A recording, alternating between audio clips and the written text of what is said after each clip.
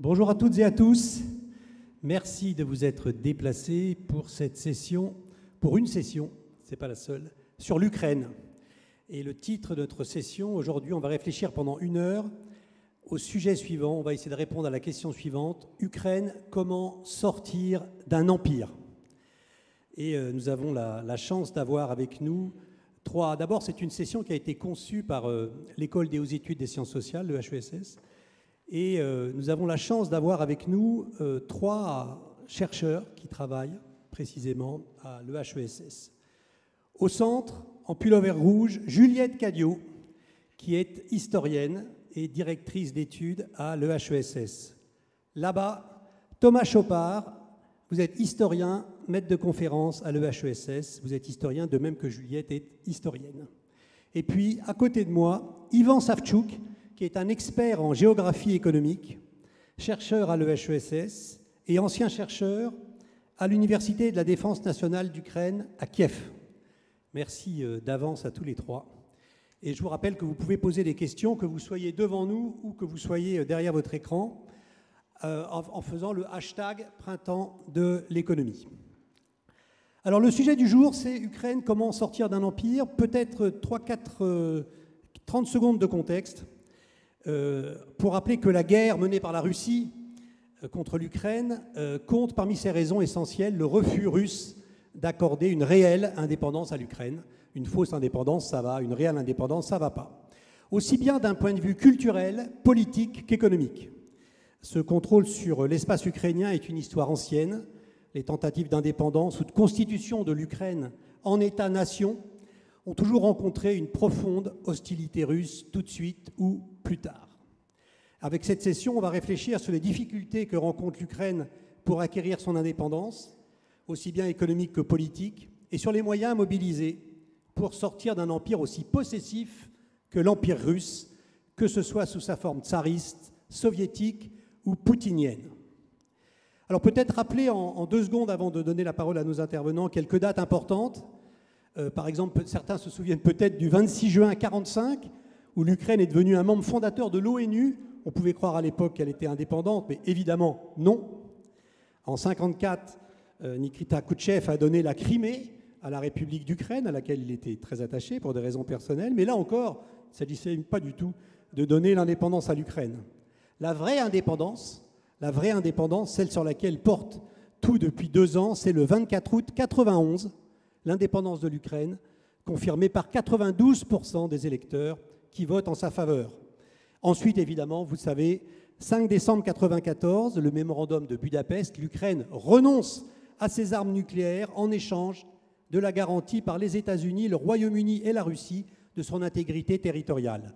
Et la suite, vous la connaissez encore mieux. 2014, annexion de la Crimée. 2022, invasion de l'Ukraine.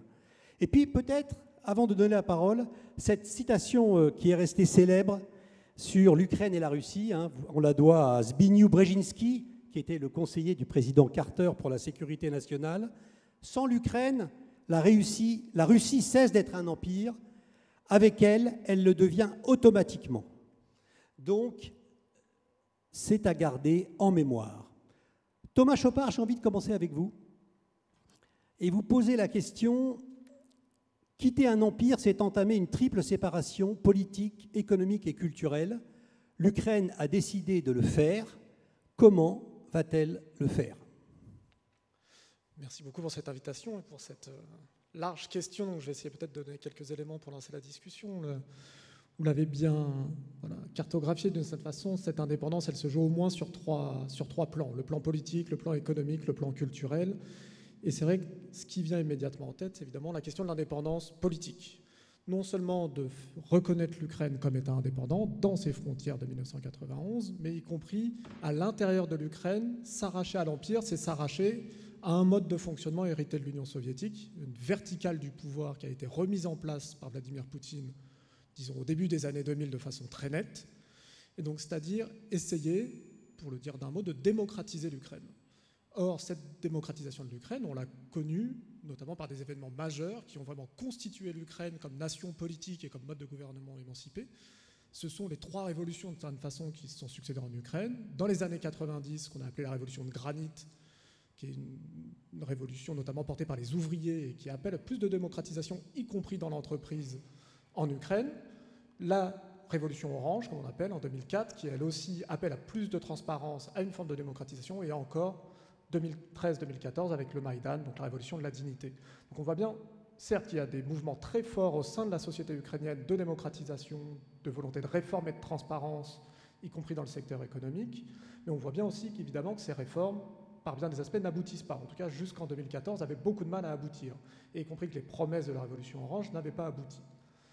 Par bien des aspects, on a pu voir aussi que jusqu'à l'élection de Zelensky, la démocratisation et notamment les volontés de réforme et de transparence, la lutte contre la corruption notamment, avaient aussi du mal à aboutir, et c'est par bien des aspects la guerre qui a accéléré très largement les réformes en Ukraine, notamment de l'appareil d'État et du mode de fonctionnement.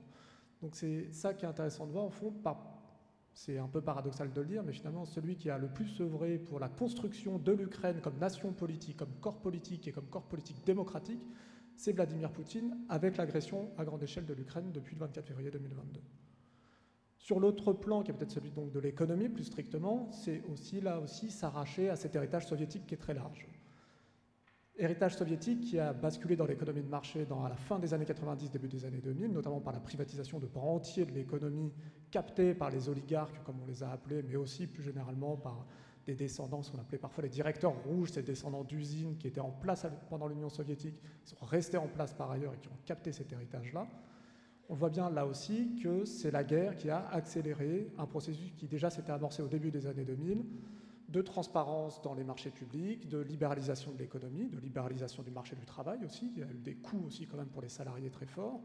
Mais c'est là encore, depuis 2022, peut-être qu'on a pu voir une forme de reconfiguration de l'économie ukrainienne qui s'est par ailleurs beaucoup plus tournée vers l'Europe occidentale qu'elle ne le faisait auparavant, et vers ses voisins immédiats aussi. Beaucoup moins vers la Russie, qui était jusque-là son partenaire principal jusqu'en 2014, et qui, par ce partenariat très inégal, a assuré la suggestion de l'Ukraine dans son empire immédiat.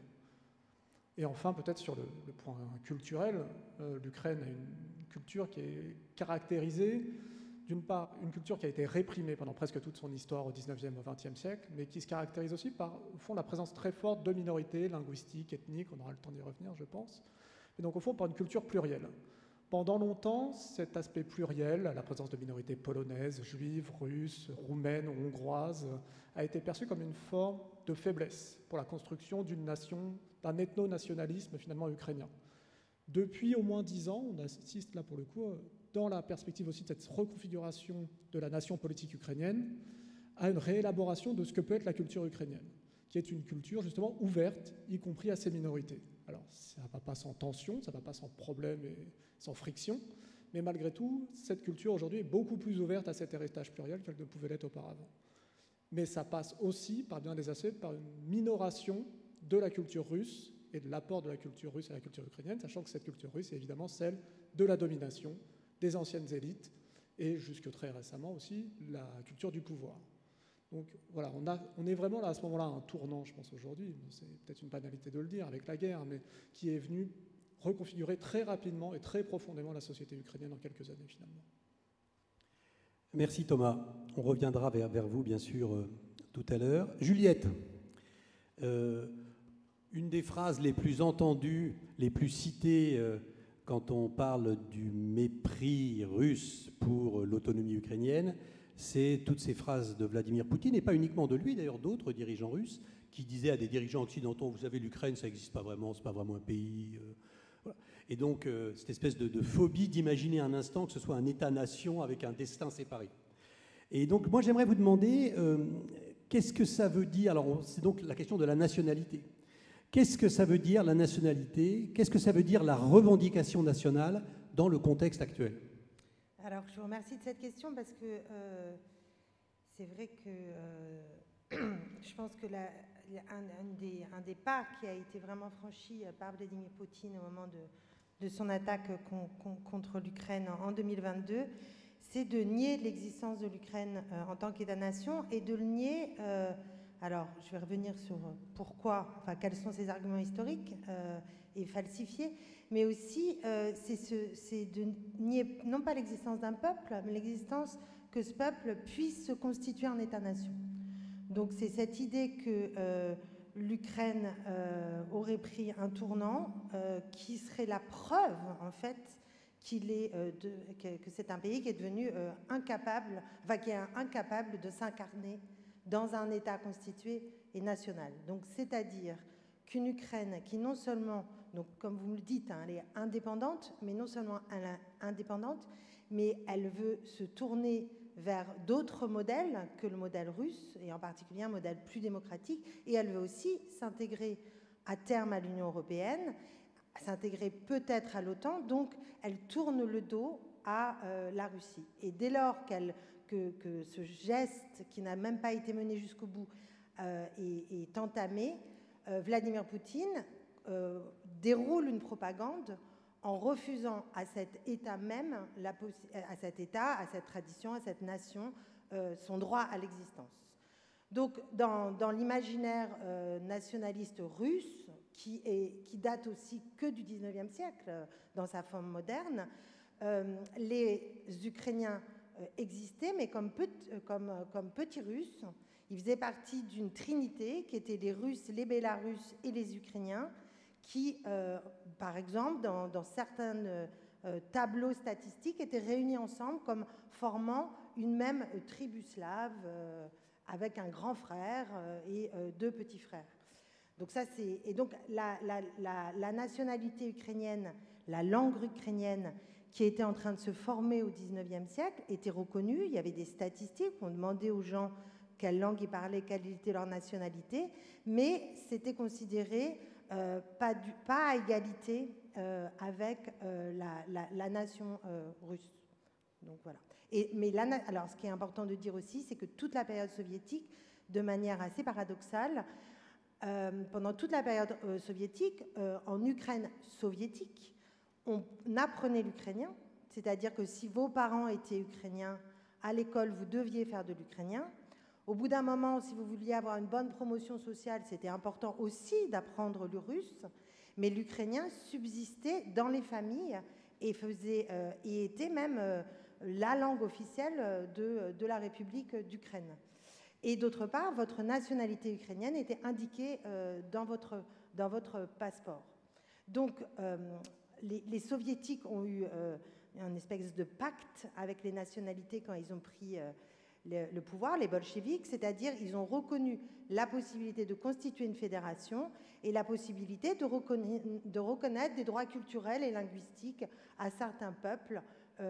Et ils l'ont fait en grande partie que parce qu'il existait des mouvements extrêmement forts, nationaux, et donc il existait un mouvement ukrainien qui s'était formé à la fois dans l'Empire d'Autriche-Hongrie et dans l'Empire de Russie, et qui réclamait de se constituer en nation, c'est-à-dire de pouvoir décider face à un modèle autocratique de qui seraient leurs dirigeants, de pouvoir parler librement leur langue et de pouvoir se développer et décider aussi de leur alliance géostratégique potentiellement.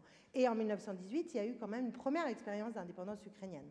Donc il y a eu un vrai projet d'État-nation ukrainien qui a été, la guerre civile a fait que ça n'a pas été possible à cette période. Donc voilà, donc ce qui est important, c'est qu'actuellement le discours poutinien est un discours pas simplement contre l'indépendance, il va encore plus loin, c'est-à-dire c'est un discours de négation de la capacité de ce peuple de se constituer en État. D'accord. Donc ce que vous dites, en fait, pour le traduire en termes plus simples, ça veut dire que les soviétiques étaient à l'égard de l'indépendance de l'Ukraine plus favorables que le régime poutinien actuel. Alors, les soviétiques étaient plus favorables sur le papier. Mais les soviétiques, dès lors qu'il y a eu un mouvement nationaliste ukrainien qui remettait en cause la politique décidée à Moscou, a entrepris une série de répressions terribles. Donc, il réprime le mouvement nationaliste ukrainien dès les années 20. Puis, au moment de ce grand mouvement que fut la collectivisation des campagnes, c'est-à-dire la construction des kolkhozes, il utilise l'arme de la famine et l'opposition très majoritaire des Ukrainiens qui ne voulaient pas rentrer dans les kolkhozes, et le pouvoir stalinien organise une famine. Il y a 4 millions de morts au cours de cette famine, c'est ce qu'on appelle le Lodomor.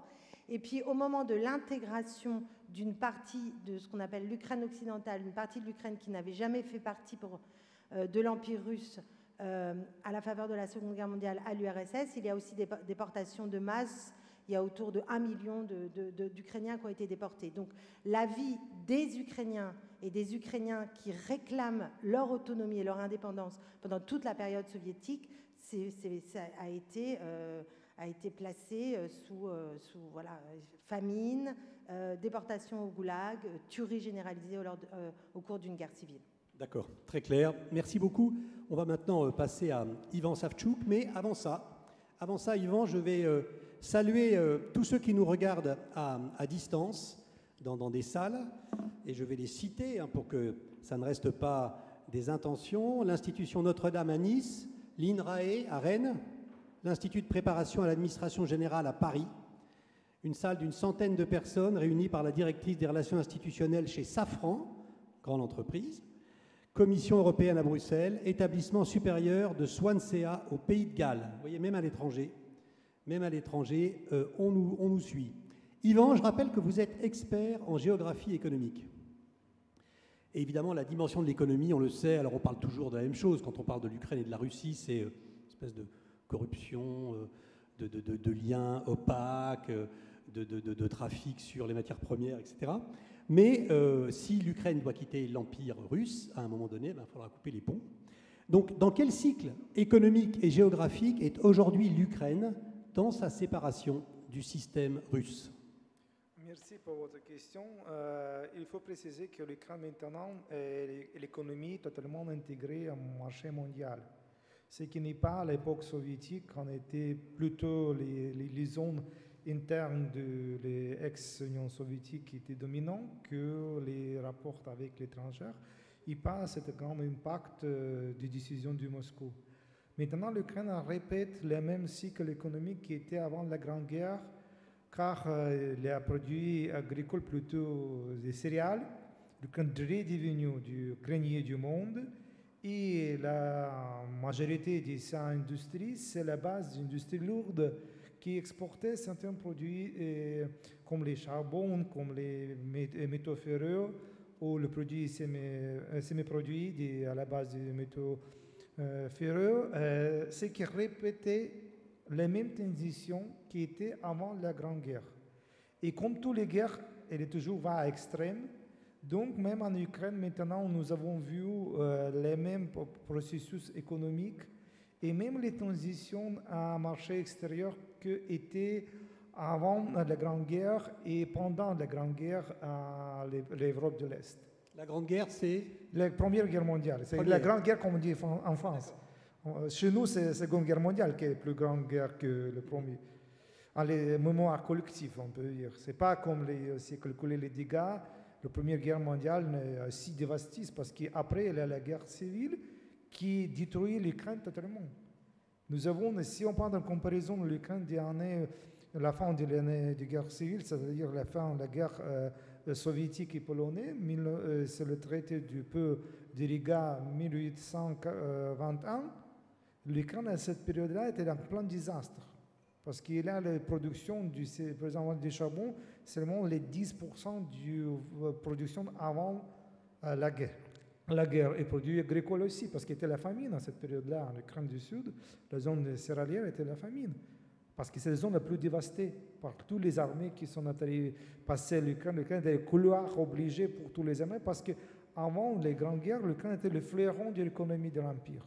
70% du charbon, 80% du ACR, les 60% de l'exportation du céréales, tout ça était l'Ukraine. Donc, toute l'armée qui veut avoir le pouvoir de l'Europe orientale, il veut prendre l'Ukraine, est obligé de le prendre. Parce que si vous lisez le Lénine, il y a toujours les télégrammes, il faut envoyer pour les ouvriers de Pétersbourg au Moscou les charbons, les céréales.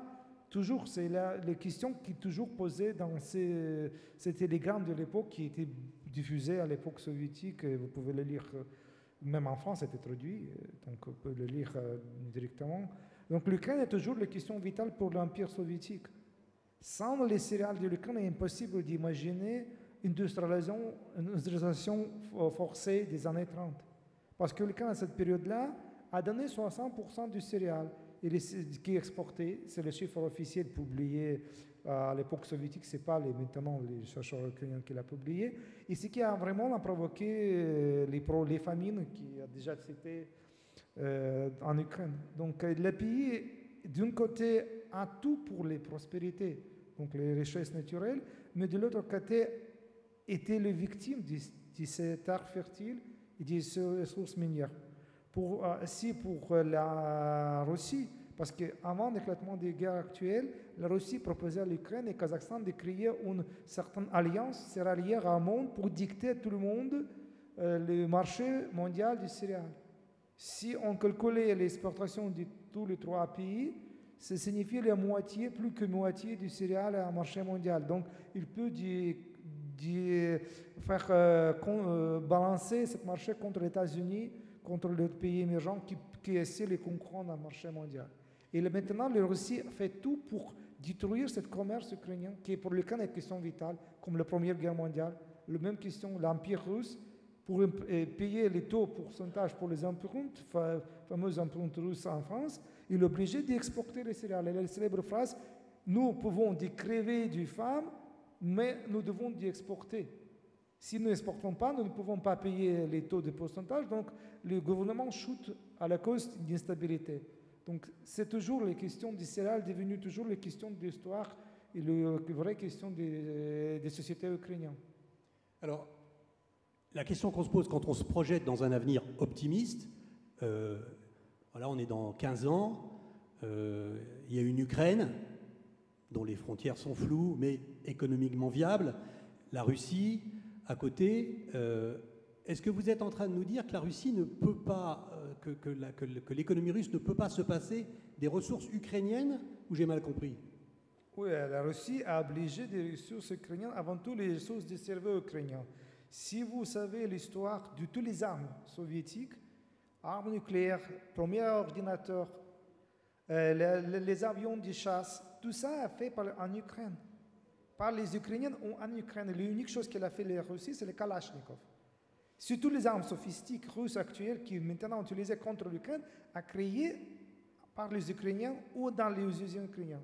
À période quand était le Yanukovych et puis à la fin du régime du Kuchma, quand étaient les grandes amitiés entre deux gouvernements, les Russes s'intéressent avant tout de créer l'alliance dans le secteur sensible technico-militaire.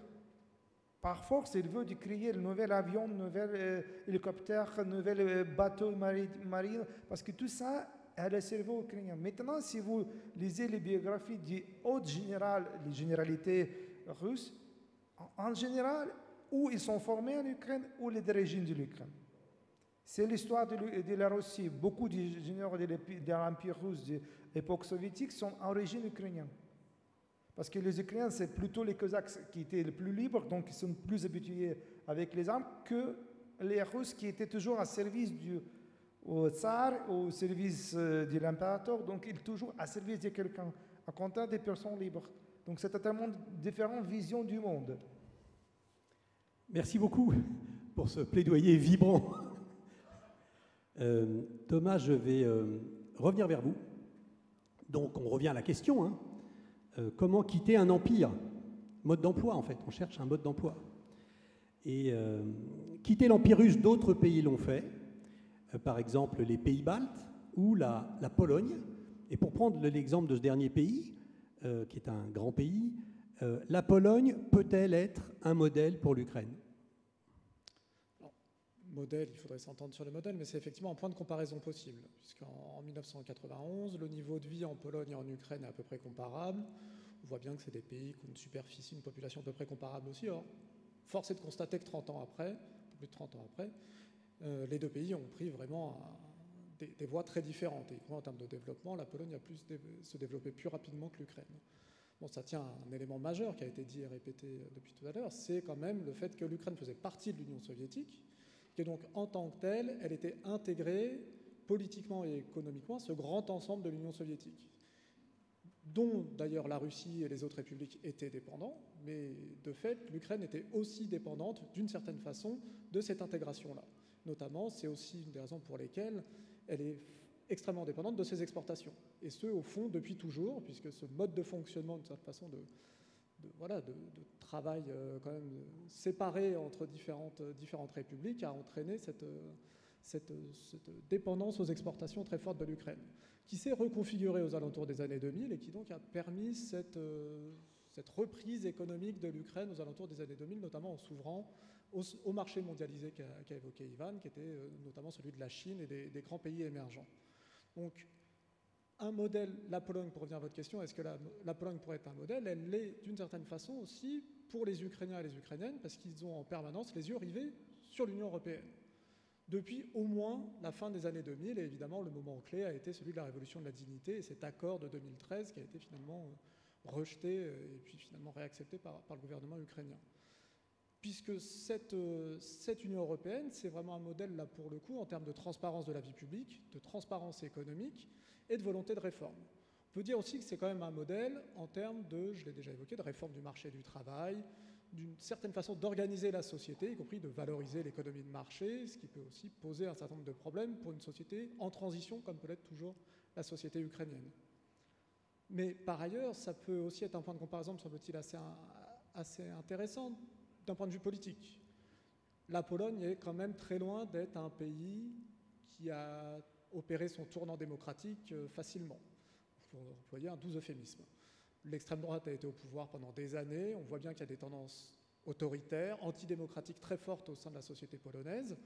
Et si on fait de la fiction politique avec l'Ukraine, on peut imaginer aussi un certain nombre de scénarios où le pouvoir, notamment en raison de la guerre, le pouvoir politique en Ukraine pourrait se durcir et où la transition démocratique, comme déjà en 2004 et d'une certaine façon en 2014, n'aboutirait pas totalement.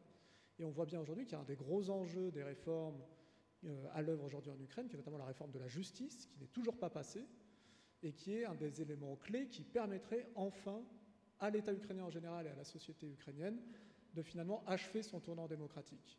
Donc je pense que ces anciens pays, que ce soit les pays baltes ou la Pologne comme point de comparaison, servent aussi d'une forme d'avertissement à l'Ukraine.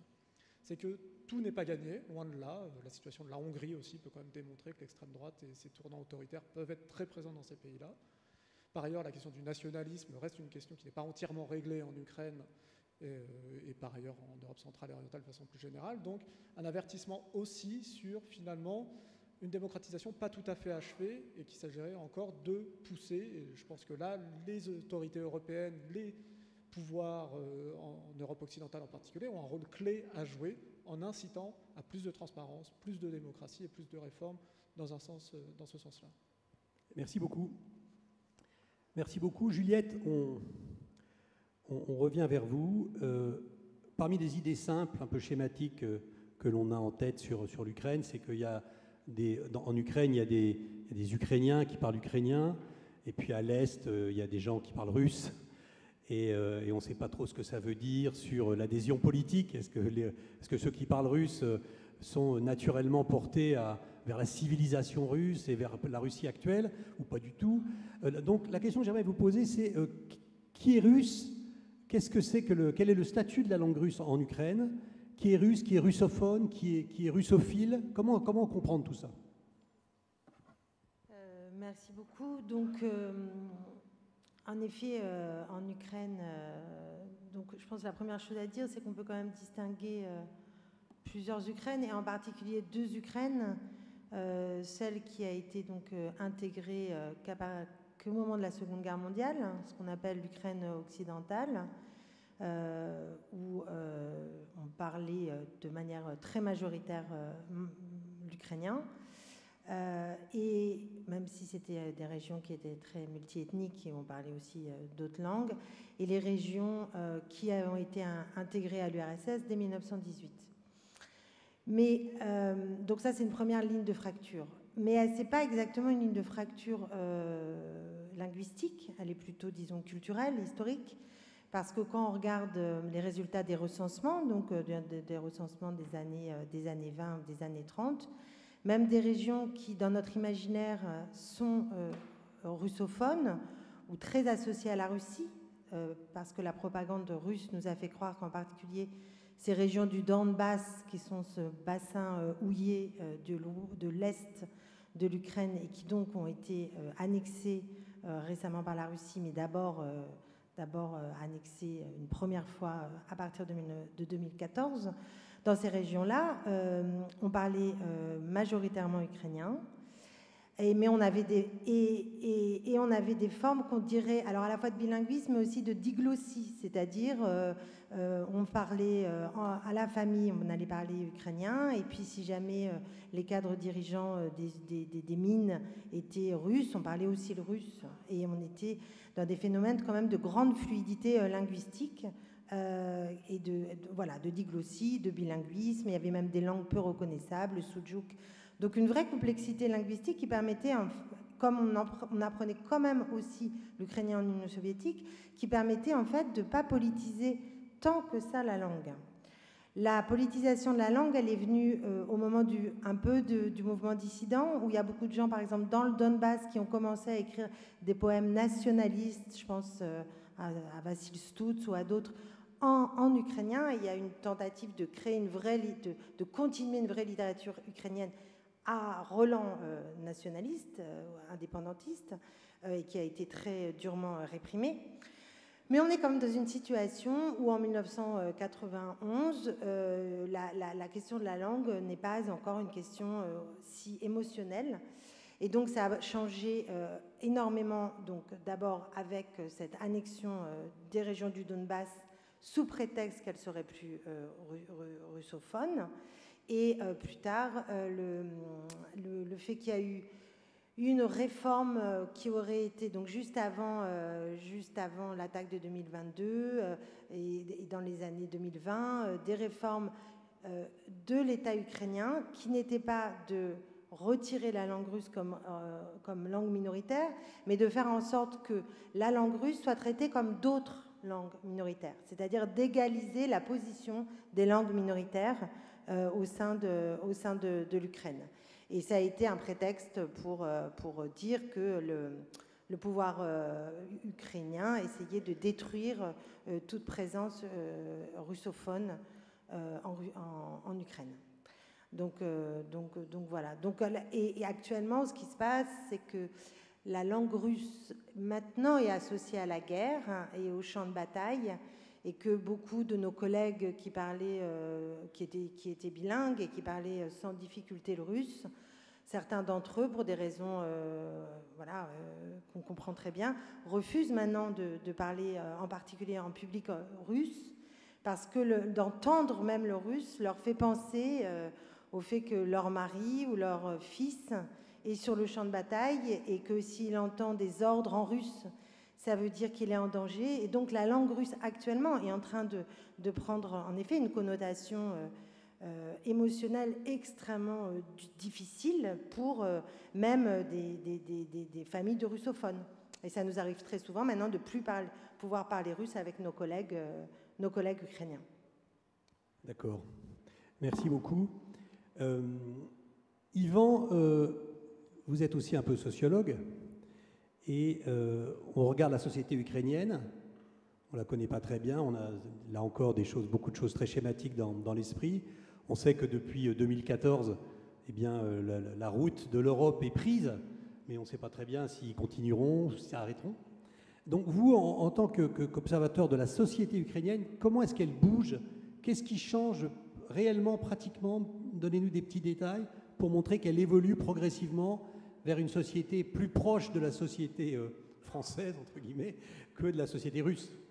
Il faut dire que la meilleure chose pour aider la population ukrainienne de choisir l'Europe, c'est quand elle a été ouverte la circulation touristique. Car même si tu étais pour 100% russophone, tu es formé à Moscou, à Saint-Pétersbourg, tu as les amis, mais si tu vas en France et il va après en Russie, il ne faut pas être chercheur pour faire son avis favorable à la vie de l'Europe. Parce que même les personnes du village, les gens qui jamais avoir aucune grande idée dans leur tête, qui vivent toujours sans ce réseau social, quand il va en France ou après en Russie, leur choix est évident. Et ça, toujours les meilleures choses pour des propagandes. C'est comme à l'époque soviétique, tout le monde raconte comment sera la beau vie au communisme, mais jamais vu. Si le gens est arrivé en Europe et il a vu la vie, en Europe, il fait le choix de l'Europe. Maintenant, c'est les réfugiés qui étaient ici. Quand il retourne ou quand maintenant il part par visio, parle avec ses familles ou ses amis qui restent en Ukraine, il raconte la vie ici. C'est la meilleure propagande qu'il peut imaginer. Parce que nous savons cette fameuse proverbe que la meilleure publicité, c'est la vie des amis. Si l'ami te propose, tu toujours as confiance. Toutes les publicités, rien à faire. L'autre chose, il faut préciser que les jeunes générations, à contraire des personnes âgées qui sont formées à l'époque soviétique, qui ont certaines habitudes, comme toutes les personnes âgées qui ne veulent pas beaucoup de changements, la jeunesse veut toujours avoir la possibilité de libre circulation. Et la Russie, qui a démontré à tout le monde que la libre circulation en Russie est impossible, même pour ses citoyens, il fait claire réponse. Les jeunes générations veulent aller où il y a la liberté. En Russie, maintenant, il n'y a pas la liberté pour tout le monde. Il y a la liberté pour un personnage qui dirige toute la société et qui, ici, nous avons déjà discuté que tous les Russes sont favoris d'un ballet de Tchaïkovski, de Lac des Cygnes, parce que c'est le signe exact que le pouvoir en Russie change.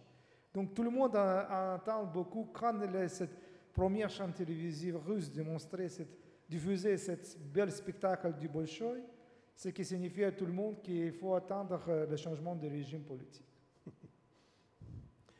Merci. Une question que j'aimerais vous poser à tous les trois, parce que tout le monde se la pose en ce moment, évidemment dans le monde, et en particulier en France, c'est l'avenir de l'Ukraine, c'est la viabilité économique de l'Ukraine. Imaginons, faisons l'hypothèse que les combats cessent demain matin, et que le front est là où il est, et que l'Ukraine, pour des raisons qui la regardent, accepte de renoncer au territoire occupé aujourd'hui par les Russes. Est-ce que ce qui reste de l'Ukraine est économiquement viable, capable notamment d'entrer dans l'Union européenne? Est-ce que s'ils acceptaient ça, ça aurait une influence sur la trajectoire démocratique? Voilà, j'aimerais avoir votre avis à tous les trois sur ce sujet-là, peut-être en commençant par l'économiste et puis ensuite en allant vers les historiens. Il faut aussi prendre l'histoire. Le plus célèbre exemple, c'est la guerre du Crimée. Quand l'Empire a fait les défaites, mais en résultat, il a vu que la supériorité technique des Alliés, avant tout, c'est eux qui transportaient à l'Ukraine le premier chemin de fer, le premier locomotive à vapeur. Et après ça, elle a lancé le développement économique de l'Empire spectaculaire grâce à un investissement énorme de ses anciens adversaires, français et anglais. Parce que Donbass, par exemple, le Donetsk a été fondé par Anglais, Hughes, qui était porté tout pour créer nouvel réseau de chemin de fer à l'Empire. Donc la guerre a déclenché tous les changements qui n'a pas avant imaginables dans l'Empire de Nicolas Ier. Donc, comme ça, on peut penser que l'Ukraine aussi, la guerre a déclenché les processus de transformation irréversibles. Parce que la société maintenant veut la justice et veut le changement, une réforme radicale. Il ne veut pas attendre encore 30 années quand le vieux dirigeant formé à l'époque soviétique de cette élite du Parti communiste du Komsomol va à mourir. Il veut le vivre maintenant, pas attendre encore les comptes du bel futur pour leurs descendants. Donc maintenant, la société ukrainienne et l'économie dans certains niveaux de bifurcation. S'il y a le couple de soutien qui permet de changer radicalement les modèles économiques, ça permet d'éviter la crise après la guerre. Parce que quand la guerre est finie, ça signifie qu'il finira tous les crédits et tous les soutiens financiers actuels. Donc les sociétés doivent trouver les ressources internes avant tout pour les développements. Et ça sert une aide comme était déjà à l'histoire. Si la le Z, ça permet de changer, passer cette période de changement, de transformation, pas avec les grandes pertes humaines avant tout. Ce qui est plus important pour l'Ukraine maintenant, parce que l'Ukraine est dans l'hiver démographique, ça signifie que la quantité des jeunes générations est toujours moins que les personnes âgées. D'accord. D'ailleurs, sur la question des chemins de fer, on sait déjà que les Russes créent des lignes de chemin de fer dans le Donbass occupé, et que les Ukrainiens, de leur côté, créent des lignes de chemin de fer qui soient aux normes européennes pour aller vers l'ouest. Oui. Donc, pour le chemin de fer, c'est déjà en route, semble-t-il. Juliette. Oui, alors pour votre question, c'est toujours, ces exercices d'anticipation, en particulier aujourd'hui, où on est quand même dans un moment de crise importante, même dans nos démocraties, c'est toujours difficile, mais je pense que, pour répondre très vite à votre question, je ne vois pas d'obstacle économique, c'est-à-dire l'Ukraine a toujours été considérée comme un pays quand même béni des dieux, avec des terres extrêmement fertiles, agricoles fertiles, avec un accès qu'elle a récupéré sur la mer Noire, enfin une très bonne... voilà, il n'y a aucun problème en termes purement économiques. Et d'autre part, ce travail sur les normes aussi bien juridiques, économiques qu'environnementales, en fait, était déjà initié. C'est-à-dire, depuis 2014, il y avait quand même des négociations avec l'Europe, et toutes les lois qui étaient imposées par l'Europe passaient au Parlement sans aucun problème. C'est-à-dire qu'il y avait vraiment des programmes et des programmes de modernisation de l'agriculture qui passaient, j'en avais parlé juste avant le conflit avec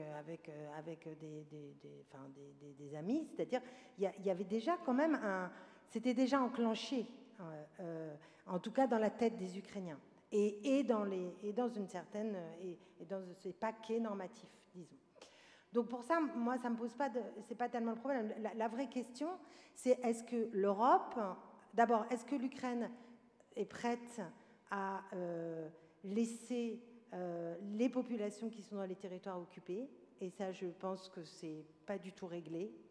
Et je pense que c'est pas du tout possible de faire comme si ça ne se posait pas. Il y a des conflits qui durent très très longtemps parce que c'est renoncer non seulement à des terres, mais c'est de renoncer à des gens qui les peuplent et à leur possibilité de s'émanciper. Donc c'est la première question. La deuxième question, c'est est-ce que l'Union européenne sera capable de faire un vrai travail, non seulement pour intégrer, comme ça a été le cas pour la Pologne ou d'autres, un pays, mais un pays qui aura subi une guerre, où la population aura été traumatisée, en partie mutilée, amputée, et où il faudra l'aider. Donc est-ce qu'il y aura un plan Marshall comme on l'a fait pour l'Europe occidentale? Alors c'est une autre métaphore historique, mais disons qu'il faudrait prendre la mesure tout de même de ce qu'est en train de vivre l'Ukraine, et il me semble, en tout cas aujourd'hui, on n'a pas l'impression que la paix est pour demain complètement, et si elle est pour demain, c'est plutôt une paix terrible. Donc voilà. Donc je pense que la question est essentiellement politique en termes de capacité pour l'Union européenne, certains pays le sont, à une aide massive pour un pays qui n'a pas de raison géologique, géographique, économique dans ses ressources d'être moins bonne que d'autres pays dans l'intégration. D'accord. Merci. Thomas, on a parfois dit que le Donbass, on entend deux choses différentes, contradictoires. Le Donbass, c'est là où sont des grandes richesses minières, et c'est très important. D'autres disent, en fait, c'est de l'économie, c'est la sidérurgie des années 70 en France. En fait, c'est quelque chose en perte de vitesse.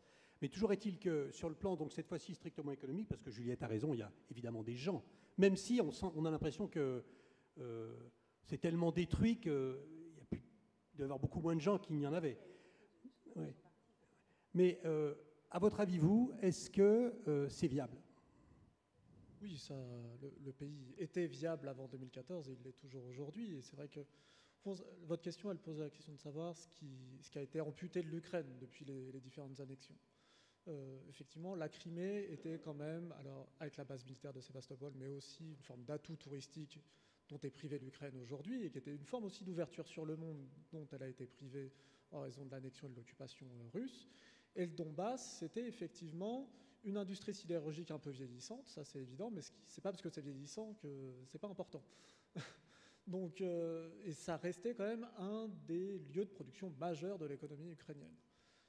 Bon, aujourd'hui, effectivement, ces régions-là sont, notamment le Donbass, tellement détruites. Les populations, c'est quand même 1,5 million d'Ukrainiens qui sont aujourd'hui en territoire russe, qui ont été soit déplacés de force, soit incarcérés, soit qui ont fui. C'est-à-dire quand même que ce qui était un des poumons économiques de l'Ukraine, aujourd'hui, on ne sait plus exactement ce qu'il en reste. Et par ailleurs, quadrillé et sillonné par la police et l'armée russe qui arrêtent toute velléité de résistance.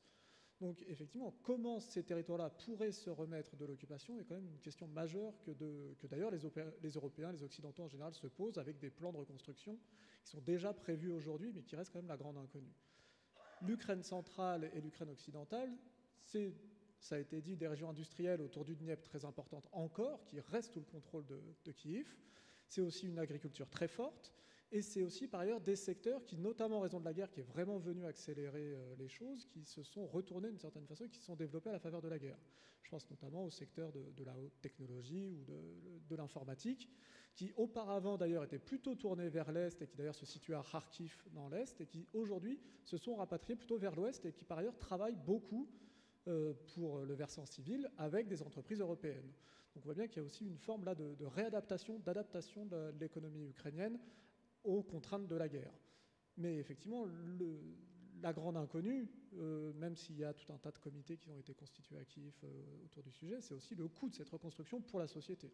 Humain, ça a été dit, culturel, traumatique, mais même y compris d'un point de vue économique, c'est, je crois, alors j'ai plus les chiffres, je crois que c'est 1200 milliards de destruction physique uniquement, qui sont recensés aujourd'hui par le gouvernement ukrainien, donc des sommes considérables, même au fond inimaginables.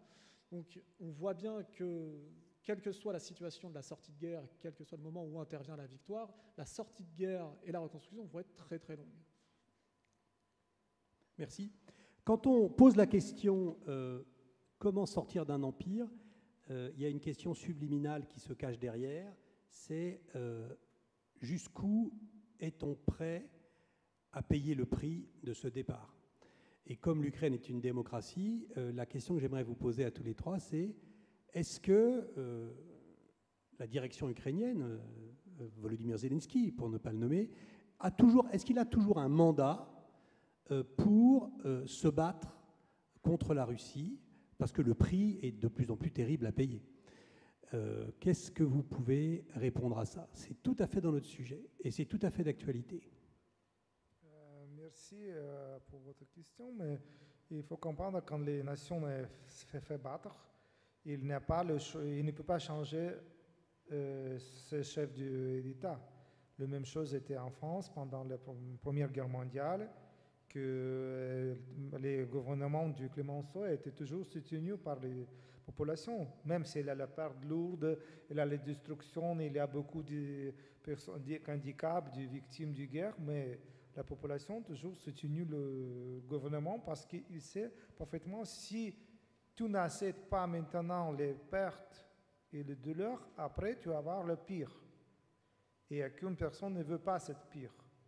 La même chose en Ukraine. Pour l'Ukraine, la guerre actuelle, c'est comme la Première Guerre mondiale en France. C'est la guerre existentielle. Existentielle, excusez-moi. Parce que c'est la première fois dans l'histoire, à l'exception du bref période de guerre civile, que les Ukrainiens et Russes ont les hostilités ouvertes entre deux États. Parce qu'avant, on a toujours été les collaborer en les histoires précédentes. Bien sûr, il y a certaines parties de la société ukrainienne qui veulent se débarrasser de la Russie, mais en majorité, il y a toujours les contacts, pas de conflits. Et maintenant, quand il y a les conflits, qui était la question de ce conflit, ce n'est pas la question des frontières, de modifier tel et tel territoire. C'est la question d'existence d'une nation indépendante. Et c'est vraiment une grande question, parce que c'est la guerre entre deux États indépendants. Ce n'est pas la guerre coloniale, quand il y a une structure qui est supprimée, il y a la structure qui veut révolter contre le régime. C'est pas parce que les deux États ont été divisés très pacifiquement. Alors, très bien. Merci Ivan. Oui. Pour les autres, je vais préciser un peu la question. On oublie les comparaisons historiques qui ont leur intérêt, mais qui sont un peu théoriques. Est-ce que vous, qui êtes des spécialistes de l'Ukraine, est-ce que vous, Juliette, vous constatez aujourd'hui en Ukraine que le soutien à l'effort de guerre ukrainien est le même et va se poursuivre? C'est ça, en fait, le sens de ma question. Alors, je vais faire une comparaison historique. Non, mais évidemment, en fait, donc, d'une part, il y a deux choses. En effet, Zelensky, normalement, il y avait une échéance électorale. Et il a décidé, avec l'état-major et avec d'autres, de ne pas aller aux urnes, même s'il y a eu quelques pressions américaines, dans l'idée qu'il fallait un moment d'unité et que, faisant comme Clémenceau, il fallait continuer et donc voilà, qu'il n'y avait pas le temps à une campagne électorale dans ces circonstances. Donc ça, c'est la première chose.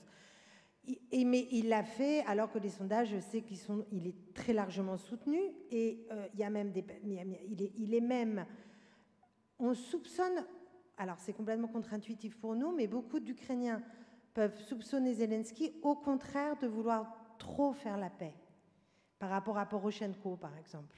Donc il y a des moments où il y a plutôt des rumeurs contre lui parce qu'il serait, parce que quand il a été élu, il était vu plutôt comme une figure, en effet, peu politisée et qui sans doute essaierait de faire la paix avec Vladimir Poutine dans le front de l'Est. Donc la première chose, c'est pour Zelensky. D'autre part, je pense qu'on mélange les faits de la guerre. Évidemment, une guerre après 2 ans, c'est plus fatigant qu'une guerre après 6 mois. Et qu'il y ait une fatigue réelle que les familles voient, donc les hommes amputés revenir, qu'il y ait de plus en plus de fils d'un collègue, par exemple hier, qui vient d'être appelé, évidemment, ça fatigue une société. Et la guerre est une expérience terrible. Il n'empêche qu'il n'y a pas de mutinerie, il y a peu de trahison. Alors, pendant la Première Guerre mondiale, il y a eu des mutineries, il y a eu des trahisons. Et donc, pour l'instant, on a l'impression d'une société civile et de soldats extrêmement courageux et qui sont non seulement sûrs de protéger leur pays, mais sont assez convaincus de se sacrifier parce qu'il existe un danger russe qui met en péril nos démocraties et l'ordre international. Donc, ils restent encore galvanisés et par leur mission et par le fait qu'ils sont aidés, espère-t-il encore, par un mouvement de solidarité internationale quand même très puissant. Merci Juliette. Thomas, sur cette même question, jusqu'où on est prêt à payer le prix? Je ferai écho à ce qu'a dit Ivan. C'est vrai que c'est une guerre existentielle. Ça a été annoncé comme tel par Vladimir Poutine lors de sa première allocution le 24 février. La destruction de l'État ukrainien et la liquidation de ses élites. Par ailleurs, lorsqu'on écoute quand même tout ce qui peut entourer le pouvoir du Kremlin, de publicistes, d'idéologues et de pseudo-journalistes, on voit bien qu'il y a des appels constants depuis 2 ans à la destruction d'une large partie de la population. Donc effectivement, cette guerre... Et ça, oui, il y a du passif. Donc il y a effectivement un risque réel qui est bien compris par les Ukrainiens que si au fond ils baissent les armes, la destruction va s'abattre sur eux. Et par ailleurs, ils ont eu malheureusement le temps d'y goûter. Rappelons-nous de Boutcha, rappelons-nous de Mariupol, au moins 25 000 morts en 3 mois de bombardement. Voilà, les déportations des régions occupées, les dizaines de milliers d'enfants transférés de force. Tout ça agite quand même la société ukrainienne et lui rappelle pourquoi elle se bat. Certes, au prix effectivement d'une fatigue qui est réelle et qu'on peut constater, mais les chiffres de désertion, par exemple, c'est 4 500 déserteurs recensés. C'est quand même très peu pour une armée. Bon, ce qui montre un léger problème, mais qui n'est pas un phénomène massif. Par contre, moi, ce qui me semble important et qui travaille aussi là aussi beaucoup la société ukrainienne, c'est que mener la guerre et la mener quoi qu'il en coûte, comme on dit, mais pas de n'importe quelle façon. Et notamment, il y a quand même des appels pour que ces discussions autour de la guerre se fassent de façon démocratique, avec une transparence, y compris par exemple sur la loi qui est en train de passer sur la conscription, qui va partir, à quel prix, dans quelles conditions. Il y a aussi eu des avances et des volontés très rapides de réforme pour ce qui concernait les conjoints, notamment les conjoints de même sexe, par exemple, qui n'étaient pas du tout reconnus auparavant en Ukraine et qui, là, ont été reconnus du fait de la guerre. Donc mener la guerre jusqu'au bout, oui, mais aux conditions du peuple ukrainien. Et c'est là aussi où la façon de mener la guerre en Ukraine et en Russie sont évidemment radicalement différentes. Merci beaucoup. Écoutez, il est 17h30 et je propose qu'on applaudisse nos intervenants.